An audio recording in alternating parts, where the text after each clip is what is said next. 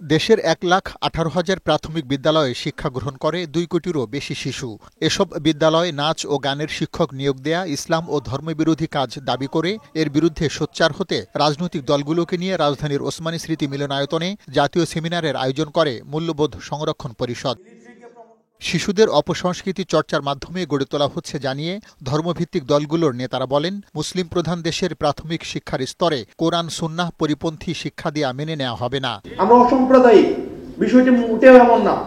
আমাদের অবশ্যই বাংলাদেশে সাম্প্রদায়িক বৈচিত্র্য রয়েছে এবং এই সাম্প্রদায়িক বৈচিত্র্যের মধ্যে আমাদের সম্প্রীতি স্থাপন করাই হচ্ছে আমাদের মূল লক্ষ্য। ইসলাম এবং মূল্যবোধ রক্ষা করার জন্য যা করতে হয় আমরা সেটাই করব।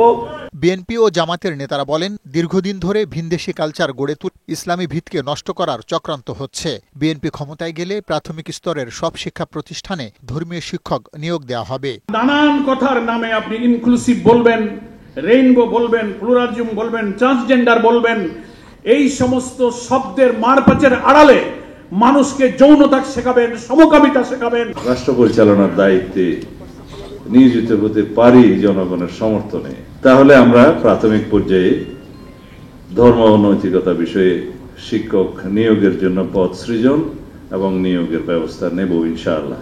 দেশে ইসলাম ও ধর্মীয় মূল্যবোধ বিরোধী সিদ্ধান্ত অচিরেই বাতিল করার কথাও বলেন বক্তারা। পার্থ রহমান, বৈশাখী সংবাদ, ঢাকা।